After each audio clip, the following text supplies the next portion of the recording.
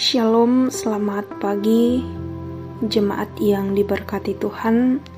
Selamat berjumpa kembali di Renungan Harian Rabu 17 September 2025. Bapak Ibu Saudara yang diberkati Tuhan, saat ini kita akan bersama-sama membaca firman Tuhan dari Injil Lukas pasal 22 ayat 31 sampai ayat 33 dan ayat 54 sampai ayat 62. Sebelum kita mendengar dan merenungkan firman Tuhan, mari kita satu dalam doa, kita berdoa. Di pagi yang indah ini Tuhan, kami anak-anak-Mu datang kepadamu bersyukur untuk setiap anugerah Tuhan yang Tuhan senantiasa nyatakan dalam kehidupan kami. Terima kasih untuk nafas hidup, kekuatan, kesehatan, bahkan hari baru yang Tuhan masih anugerahkan bagi setiap kami, yang boleh kami nikmati sebagaimana adanya pada saat ini. Melandasi kehidupan kami sepanjang hari ini Tuhan, kami akan bekerja, kami akan mengangkat segala tugas, aktivitas, dan tanggung jawab kami. Kami akan melandasinya dengan firman kebenaran-Mu. Ya Roh Kudus, berkati kami, biarlah kami boleh mendengar dengan baik dan juga memahami dengan baik apa maksud firman Tuhan yang akan kami dengar dan renungkan pada saat ini. Bersabdalah Tuhan, kami siap untuk mendengar. Amin.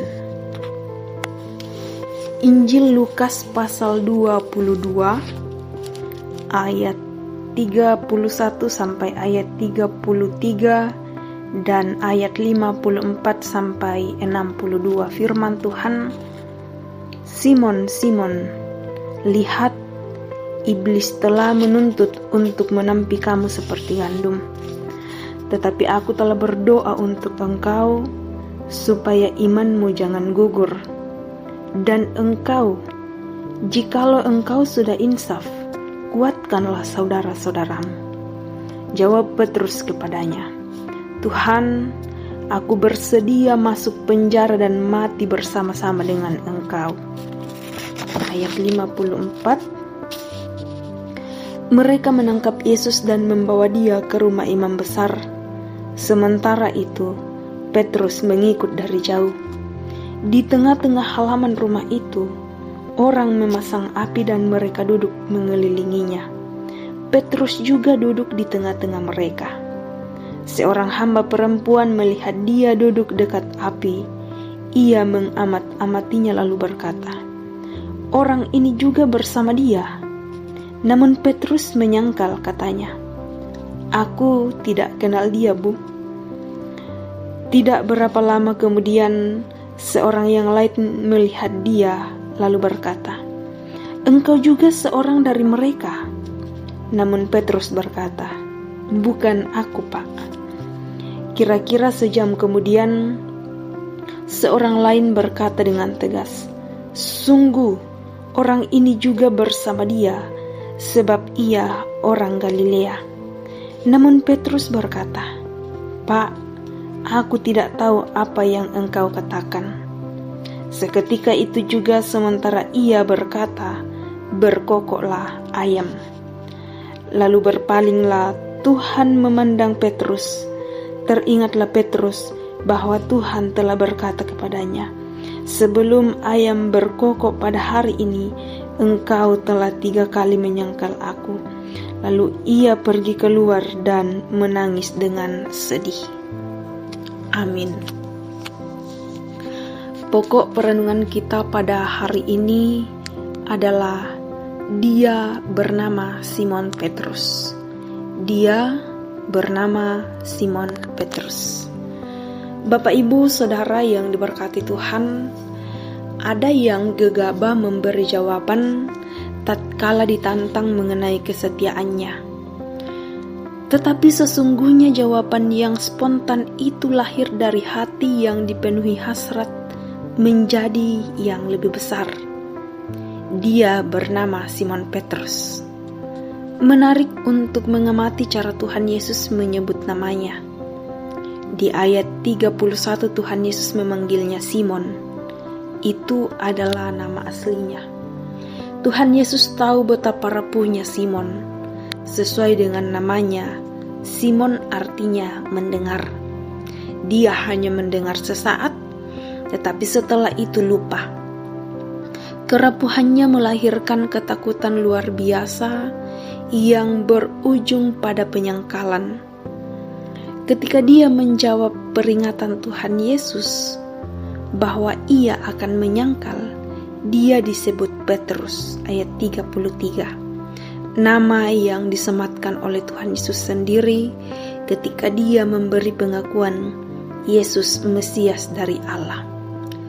Seteguh arti namanya, Petrus menjawab peringatan Tuhan. Aku bersedia masuk penjara dan mati bersama-sama dengan engkau.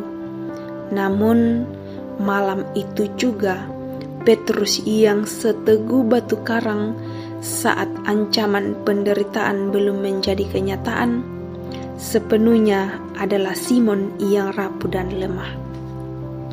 Ia sungguh tidak mampu mempertanggungjawabkan identitasnya sebagai murid Tuhan. Di sini kita belajar dari kisah Simon Petrus.